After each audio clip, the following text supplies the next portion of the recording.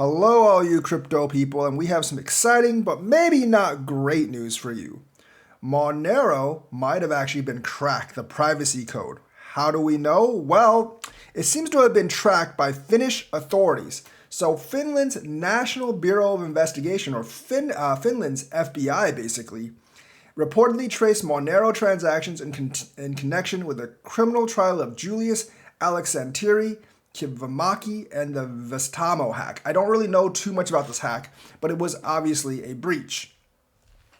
So, as part of an investigation, this guy was accused of hacking a private mental health firm's database, which is kind of a scumbag thing to do, and demanding ransom payments in cryptocurrencies. He obviously got those ransom payments in cryptocurrencies, totaling about 40 Bitcoin, in exchange for not publishing the records of 33,000 patients. Of course, the ransom was not paid, and then he targeted individual patients, which makes him even more of a scumbag. The hacker received payments in Bitcoin, sent the funds to an exchange not compliant with KYC. Obviously, if you're going to be like a hacker or a ransom holder, you're definitely not going to want to go to an exchange with KYC before swapping for Monero and then transferring the funds to a dedicated Monero wallet. According to the reports, the funds were later sent to Binance, exchanged for Bitcoin again, and moved to different wallets. The local authorities are maintaining confidentiality and have not disclosed any further details about their on-chain analysis. So based on on-chain analysis, even though he actually swapped from Monero and then transferred, they were able to track him. I don't know if they matched the timings or were they actually able to somehow decipher the transactions. But we know that Monero is very popular for its strong privacy features, and being able to be tracked would basically finish Monero, because if it was able to be tracked, it would lose pretty much its entire use case. It's the official cryptocurrency of the dark web for that purpose. So it's renowned for being untraceable according to its official webpage. Its privacy-enhancing technology include ring confidential transactions, ring signatures, and stealth addresses. Of course, what that does is it nixes user transactions, concealing the actual source of the funds, while ring signatures conceal the sender's identity by presenting them as part of a group of possible senders. So you can never trace the original sender. However, it does seem like the Finnish authorities might have actually cracked Monero's ring CT thing. So the US has actually taken a close look at this, and the IRS offered a bounty up to $625,000 to anyone who broke purportedly untraceable privacy coins.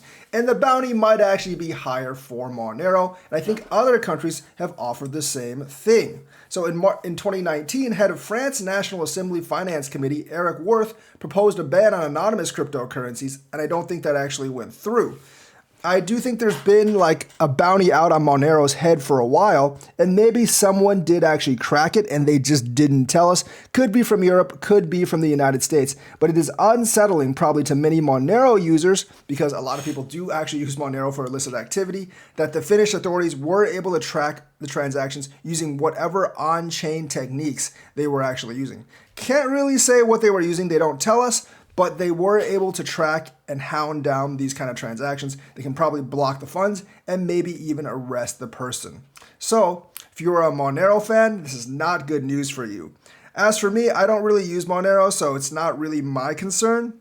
But unfortunately, I know privacy is one of those big things in crypto, and the privacy cryptos are running shorter and shorter because Monero was like the de facto standard. And if it's actually been cracked, that's a big blow to privacy in crypto. BlackRock, in a surprising move, has advocated for 84.9% Bitcoin in your portfolio. Now, this is insane, and this is like part of a stock and equity bond portfolio. So according to this report they put out recommends 85% in Bitcoin allocation and then 15% in equity and bond portfolios, which sounds entirely insane. Even I'm not that bullish on Bitcoin to put it as 85% of my portfolio. I will say it is obviously higher growth than stocks and bonds though. This could honestly just be BlackRock just trying to sell its ETF, and it probably is. So basically, if you look at this report that BlackRock actually put out, it's pretty insane. Look at the highlighted part. Exhibit 4 presents the results, starting with a 60-40 equity bond portfolio, which is 60% in equity, 40% in bonds, which is produced with a risk aversion of sigma equals 1.5. The optimal Bitcoin allocation is a large 84.9%. The remainder of the portfolio, 15.1%, is split 60-40 between equities and bonds. Although BTC has an extremely large volatility of 1.322, the pronounced positive skewness leads to large allocations and dominates the utility function. So they're basically, obviously, investing in ROI and utility. And based on that, a portfolio that's looking at utility and ROI would actually allocate 85% in Bitcoin. So it's pretty insane. BlackRock, I wonder if they're going to put their money where their mouth is, because I know they have a lot of retirement and pension funds. And I'm not saying they'll put like 85% of it in Bitcoin, because that's insane. But they might put a little bit of it in Bitcoin because of their own recommendation. They know it's high growth, high reward over at least the next 10 years. So I think that they'll be greedy enough to put some in starting next year in Bitcoin. I think Elizabeth Warren and co. are trying to prevent that from happening, but I think the profit motive will actually take over. And I do think BlackRock will actually allocate some type of retirement and pensions in cryptocurrency. Then Elizabeth Warren might just have to change her mind because she doesn't want to crash the retirement and pension funds. And let's not forget, if you look at Elizabeth Warren's holdings, most of them are like mutual funds and retirement funds. So some of her allocations will be in Bitcoin too. Now, if she has a lot of money in Bitcoin and crypto, she might just be changing her tone on Bitcoin and crypto, and she might be bitch slapping Gary Gensler to do the same at the same time. If Gary Gensler is still around in 2025, which maybe he might not be because he might just get fired, depending on how the election goes.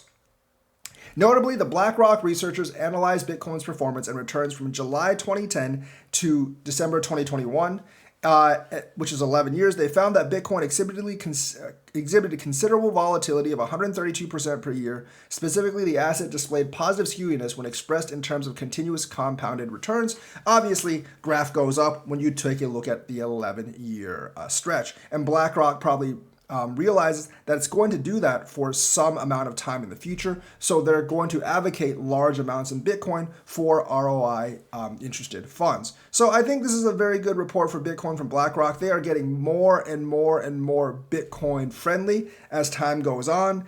And of course, that's good for all of us because that gets more people to buy Bitcoin because these big fund companies are recommending it. And that makes price go up, which all of us want.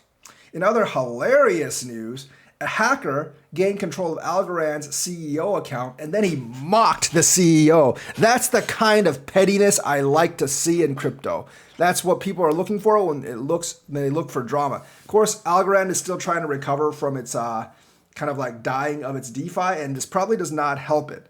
So the Algorand Foundation said on January 25th that it was in the process of recovering Stacey Warden's account, but posts containing racial slurs and other insults continue to appear. So the hacker is mocking this guy, and he has not given up the CEO's account. An unknown party is still posting on the X account of Algorand Foundation CEO Stacey Warden after almost a day, mocking followers and the platform alike. So it's both mocking Algorand, not very good for the maxis, and the CEO's foundation.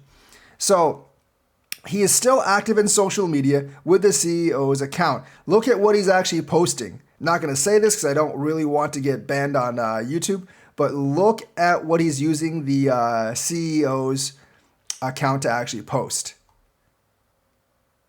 Of course, Algorand Foundation says, please do not click on any links on her account or respond to DMs. We are in the process of recovering it.